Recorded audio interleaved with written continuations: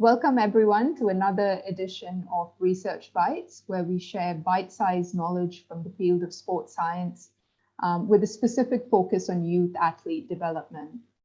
Today, we're delighted to have Joanne Kyra Loo, who is a Performance Pathways Manager in NYSI. Joanne will be sharing findings from her recently published paper on athletes and coaches' perspectives of performance analysis in women's sport in Singapore. The paper was published in the International Journal of Performance Analysis in Sport. So firstly, thank you for joining us today, Joanne. Hi, Neha. Great to have you on here. So before we get into it, would you like to introduce yourself to our audience and share with us what you're working on these days? Hi, I'm Joanne. Before I take on the Performance Pathways role, I had taken on a role of a national youth head coach in NYSI previously. Actually, I've taught phys ed for about 10 years, so much of my interest and experience revolve around coaching practice and athletes learning. So this day is still looking into research or making things easier or better for coaches to develop themselves professionally. All right, that's awesome. Thanks for sharing that. And I think this would be a very, very good piece, especially for the coaches listening in, given that you can come at this issue from an angle of a coach. So maybe we could start off by you just telling us a little bit about your initial motivation to conduct this study that looks into coaches and female athlete perspectives on performance analysis. Well, the main motivation comes from the positive impact that PA, performance analysis, had on my previous role as a national youth head coach. I would say the use of PA is a winning factor to Singapore being crowned Asian Youth Netball Champion again after 23 years. I truly resonate with what the prior research had found, that even the experienced coaches can only pick up 30 to 60% of the critical event that happened during the match. So with the help of our performance analysts previously, our team officials were able to make better coaching decisions on court during training, and also use PA as a development tool to enhance the team culture and facilitate ownership of their own individual learning. But I guess in the research field, we learn much about the use of PA in athletes' development, but unfortunately, they are mostly based overseas or more of the popular men's sports like football and rugby. So to apply what we learn on other research may not be entirely appropriate in our context. And I think the key motivation here, and I think the most important one, is that we know there has been massive progress in gender equality in sport at all levels, but other challenges and gaps remain. So I hope we continue to generate more interest and discussion to parallel the quality of performance with our male counterparts through your work, Neha, as well as more research on female sports. Yeah, thanks for that, Joanne. So some really interesting stats there. So looking specifically at performance analysis in female sport, given that there's been an underrepresentation of this in the research so far. And the performance analyst really brings in that added 40% that might be missed out by the coach, which I think is very interesting. So perhaps you could just briefly share with us what you were looking to find out with the current project. This study provides an understanding to the use of PA in women team sports in Singapore by, listening to the athletes and coaches. It shares an insight into how one can design an ideal learning environment in team sports. For example, how long should each PA session last? Where do we conduct these sessions? And it also highlights some of the benefits and considerations of PA as a development tool. All right, so really trying to understand what is the ideal format and the learning environment that you'd like to create when using PA specifically in female sports. So as you mentioned earlier as well, the cultural context is so important, because if we read a paper that's telling us about the ideal formats overseas, they may not be the same over here, as we do find out from your study as well. So perhaps we could get straight into it and find out a little bit about how you went about conducting this research, as well as what were some of the main key findings from it.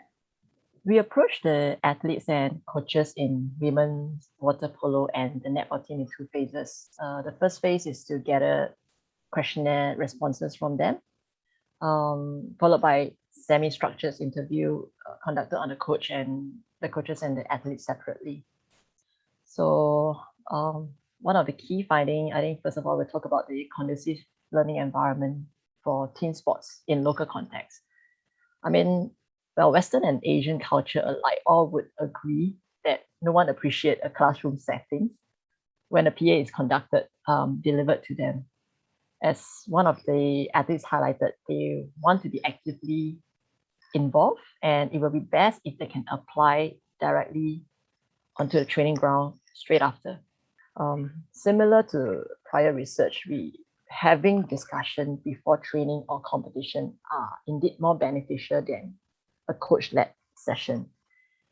But such open discussion must be conducted carefully, because generally our athletes tend to avoid some of this behavior that have negative nuance, like afraid of being wrong, that lead them not to have the confidence of speaking up, sharing their thoughts. So at the end of the day, the classroom setting is the least preferred, but in your paper, it's also reveals that it's the most used in that sense. So what could be a sort of potential solution or way around this issue? I guess it boils down to the coaching philosophy, truly. I mean, as we get greater encounter and experience working with the kids, the youth athlete nowadays, we probably have to venture into being more creative and innovative. Yeah, so I mean that leads me to the second key finding: potential users of PA to meet various objectives when working with female athletes. So I mean, it is unanimous that PA aid development and learning, but what we notice in contrast to the research based overseas is our female athletes tend to focus on areas for improvement. So if we do not bring their attention to their strength, or they will focus on where they did not do well or where they could do better. I mean, this was an enlightenment for me when I was conducting an interview with an athlete. She shared back in schools, written on their report books when we receive at the end of each year, the form teacher's comment would always be, there's a room for improvement. You need to spend more time practicing your weaker subject.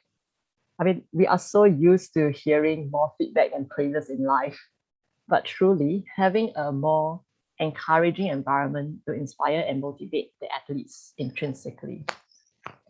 So if the female athletes are able to take on or focus a bit too much on their weaknesses or areas of improvement, I think one of the things I did come across in your paper was the coach addressing this issue in a way, using what she called the hamburger approach, perhaps to reinforce what the athletes are doing well. So would you like to make a comment about that? Yeah, I think it's easy to remember hamburger approach, the good stuff first. So during a PA session, show the athletes good stuff, followed by the area to improve. Then you wrap up with something that is positive to take away. Yeah, I like that, and easy to remember. So we know that the bread is the best part, right? In a way. But yeah, so you sort of told us a little bit about the second theme that you found in your interviews, which was about aiding development and learning.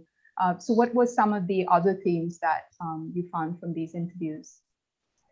I will highlight the design of PA sessions. Like past research has shown that we will lose our athletes in a session that lasts anything more than 20 minutes. But comparatively, our athletes here are good to sit through a session that is within 21 to 45 minutes. I guess we are very well trained since young as students to provide that attention span, sitting through long hours of lectures. And I mean, now we are queuing, we're standing in long queues. But again, most importantly, it is how engaged the session is and that it ties perfectly into what the athletes are learning. So a quote that I read in there as well that I was interested in, or one of the findings, was around the fact that about 50% of your netball athletes and about 62% of your water polo female athletes preferred a duration of anywhere ranging between 21 and 45 minutes. Now, if we compare this to a recent paper by Wright and colleagues, they said that 50% of their male footballers prefer shorter durations of 11 to 20. So the males are preferring 11 to 20-minute duration sessions, whereas our females here in Singapore is 21 to 45 minutes.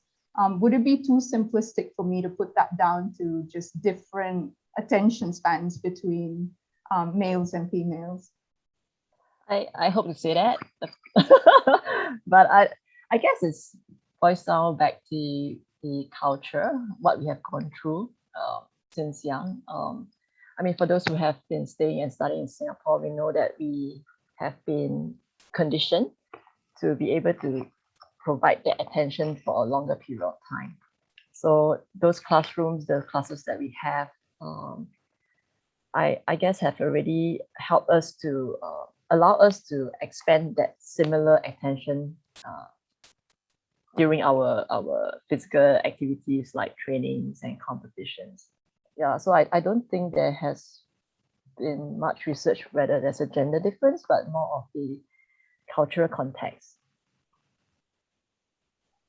So all that training for being in classrooms for hours and hours can kind of be brought to the sport context as well. And another thing that you brought up, so even though relative to the male Western athletes, our females athletes over here wouldn't mind having longer sessions, but still on the whole, they prefer that sort of back and forth discussion as opposed to sitting in front of a television and being told what went right, what went wrong. And so I'm guessing there would be some challenges when it comes to that. And what are some of the ways that coaches, PAs, as well as athletes, what is the little bit they can do to ensure that there's that back and forth discussion? I think overall it's about setting the environment. I recall one of the coaches mentioned that they put this session as something that is fun. So the athletes are more engaged, they are more courageous and confident to participate in a less threatening environment. So there is more of an exchange or discussion. So as we put it more consistently into that daily training environment, it makes it easier for them to makes them feel more comfortable to have a fruitful discussion. But I must say that, well, I mean, this is for the coaches to use PA as a development tool, be it recording to conducting a PA session for the team is a tedious process. I suggest that we involve the team officials and of course the athletes themselves. I will use this quote, tell me and I forget, teach me and I may remember, involve me and I learn, to help scaffold the stages of learning using PA for our athletes in phases. So right, we're coming close to the end. It's been fantastic a few minutes listening to you, and I could go on for hours talking about it. From all the stuff that you found out, so the 4 different themes and all the findings that came out of the paper, if you could leave our audience with 1 to 2 key messages from your research, what would it be? Well, I found so much. Perhaps the biggest takeaway from this paper is that our athletes appreciate the use of videos to enhance their understanding, and they welcome collaborative learning more than us telling them what is and what is not. Certainly, utilizing PA to enhance performance is not an easy feat for sure, but with the team's effort and greater planning on our part as coaches, we will get there faster. Okay, that's great. Thanks for those key messages. So thank you so much, Joanne, for joining us today, and we look forward to your future research as well. Thank you for having me. And thank you all for joining us in this edition of Research Bytes. So to find out more about the study on athlete and coaches' perspectives of performance analysis in women's sport in Singapore, you can click on the link in the description box, which will bring you to Joanne's paper. So have a good day ahead and stay tuned for the next edition of Research Bytes. Stay safe, everyone.